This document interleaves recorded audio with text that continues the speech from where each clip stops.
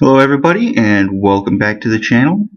Today we're doing an Akiva Talks. As I promised at the beginning of each month, I'll be talking about something video game related, whether it's game industry, a video game itself, just something that will affect us as gamers. But before I get into today's topic, I just wanted to let you guys know that I'm going to be going into a new video publishing format, and I will be uploading on Mondays, Wednesdays, and Fridays. And this will allow me to get a wider variety of games out to you guys, so that way you're not having to sit and watch just one game or one type of game for months on end in order to get to the end of the series.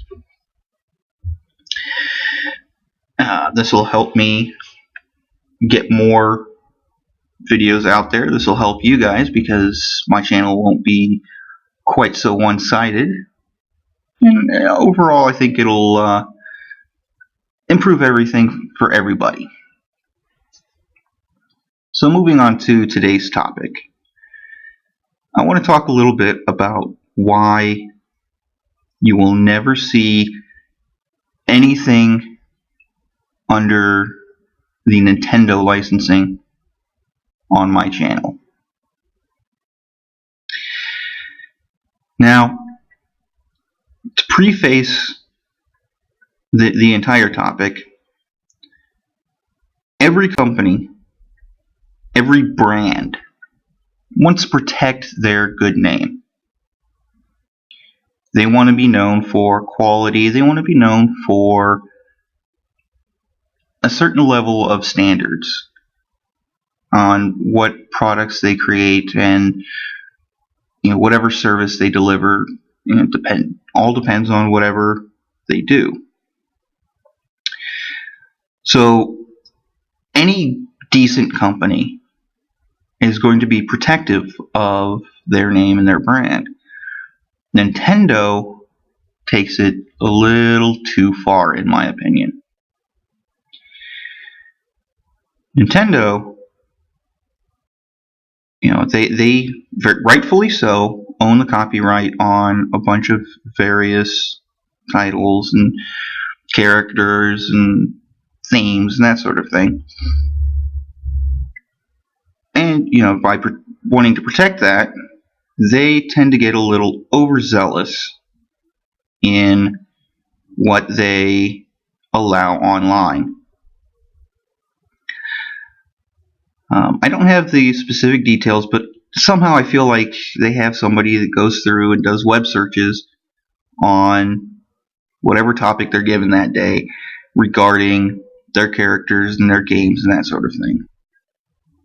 And if it's something that they don't like, they immediately throw out copyright infringement or something along those lines. Just for an example, one of the creepypasta channels that I follow had posted a Mario creepypasta. It didn't have anything to do with the game itself, any of the series, or anything in the Mario series or Mario universe. It just happened to be a parody of the Mario series and used that as its subject. Well, Nintendo immediately threw out the copyright infringement and had YouTube take down the video. Now, of course, the channel owner cited the proper laws and put the video back up. And as far as I know at the moment, YouTube has left it alone. It just gets under my skin and it irritates me that in order for us gamers, just the audience in general, who enjoy things that are published under Nintendo's licensing, have to go to extreme measures when we simply want to express our enjoyments of the series. I mean, even if it is, something like a creepypasta. And for those of you that don't know, creepypastas are like modern day ghost stories that you tell around a campfire or whatever. They're usually posted on the internet and that sort of thing. So, so that's where it does differ. But,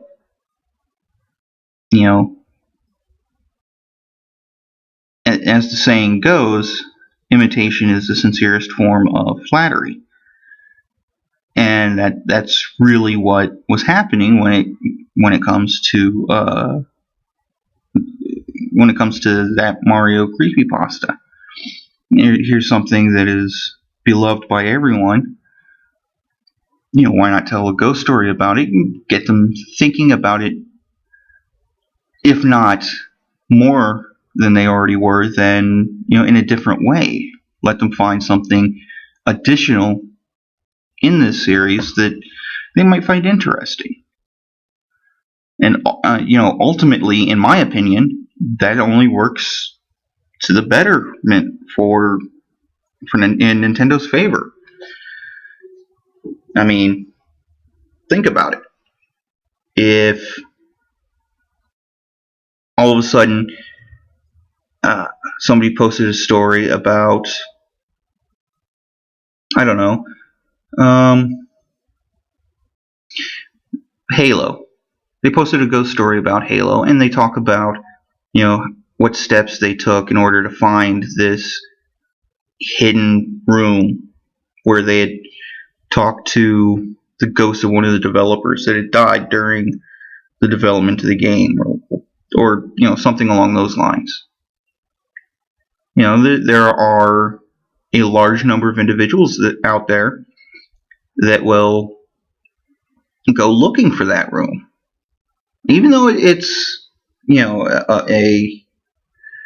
a horror parody, quote unquote horror parody, because it's not a true story. It's just a story.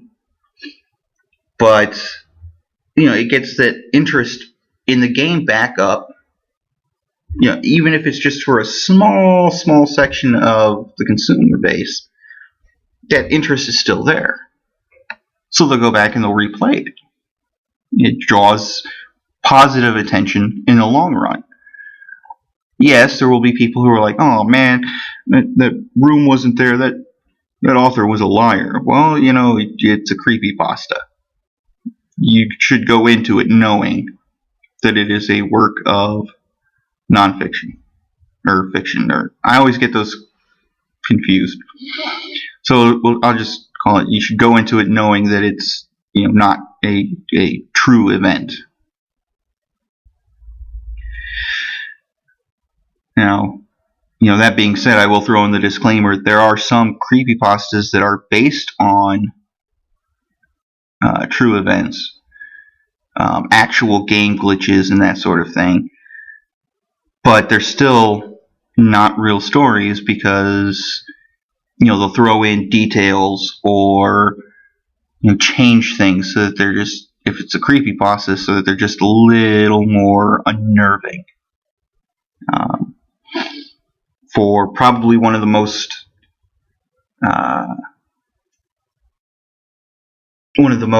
famous examples, Missing No, in the Pokemon series, the original Pokemon, there's a glitch where if you activate it, you can get the Missing No Pokemon. It's not really a Pokemon. All it is essentially a space holder for unused memory that was allocated towards all the different Pokemon they had programmed in.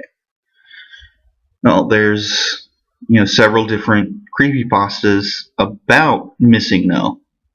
While Missing No itself is a real and proven thing, these stories are, of course, not true because they add in little details about how, Missing No actually killed Pokemon or started interacting with reality or whatever. Things that obviously can't happen.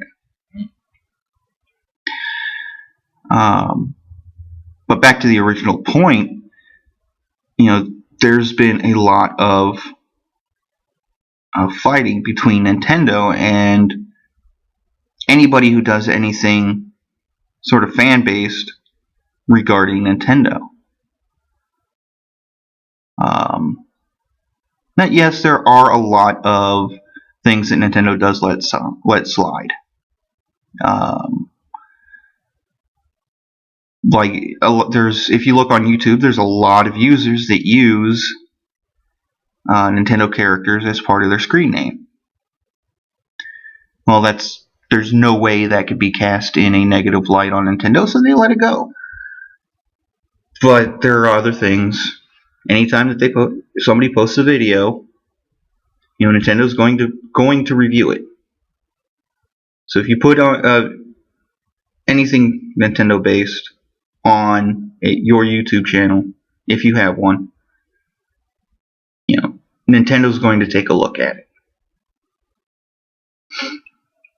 That being said, there's a good chance that they're going to claim copyright infringement and have YouTube take down your channel.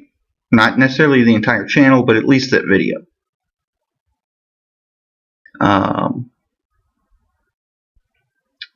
Now, yes, I know that there are a lot of Nintendo-based Let's Plays out there on YouTube.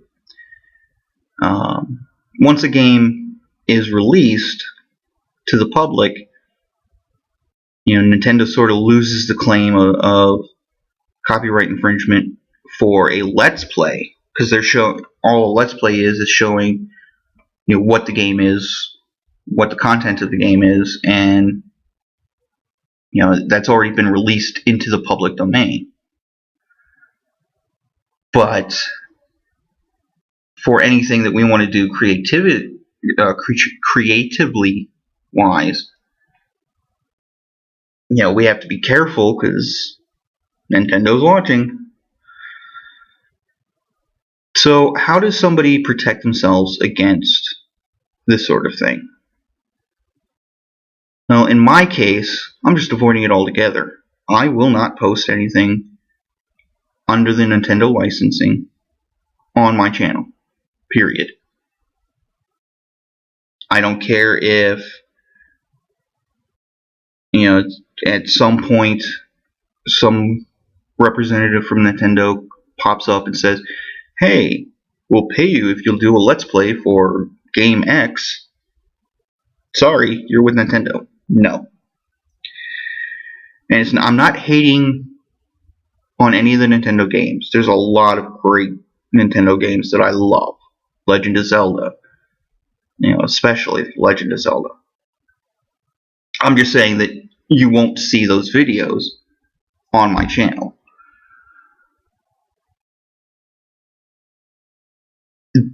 The other way to combat this is with knowledge. And I have the knowledge, I'm picking my fights. I don't want to deal with it.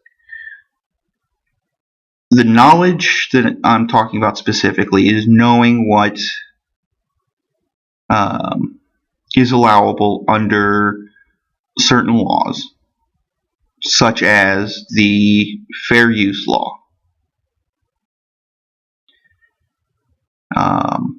I won't get into the details because that would turn this into a 3-hour video, and I honestly don't have that kind of time on my hands. But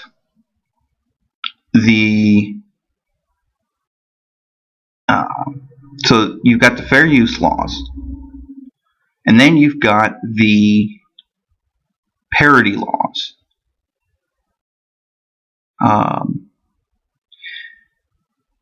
Obviously, it goes into the laws themselves go a little more in depth into all the different subsections of everything. But the bottom line is, if you're going to do anything, by Nintendo, that using Nintendo images or Nintendo copyrighted content, make sure that you know, or that you're familiar with those laws that I mentioned. Make sure that you know what your limits are as far as what you can show. And regardless of whether you're talking positively or negatively around or about the company, make sure that you're within your rights. Yes, we all have the right of freedom of speech and freedom of expression. But as there's a fine line between freedom of speech and freedom of expression and getting into slander and libel. Slander being, saying or spreading untrue rumors that cast individuals or corporations or whatever in a negative light. And libel doing the same in writing. But, in the end, this is all for entertainment. And Nintendo takes protection of the company just a little too far, infringing on our rights to entertainment.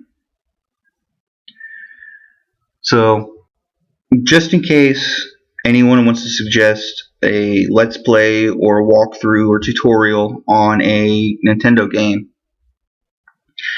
I'm sorry, that's just not going to happen on this channel. And now you know why. But the good news is there are a lot of different games to play. A lot of different companies putting games out. So, with that being said, thank you for watching. Everybody kick back, relax, enjoy your games, and I will see you next time. This has been Akiva Talk.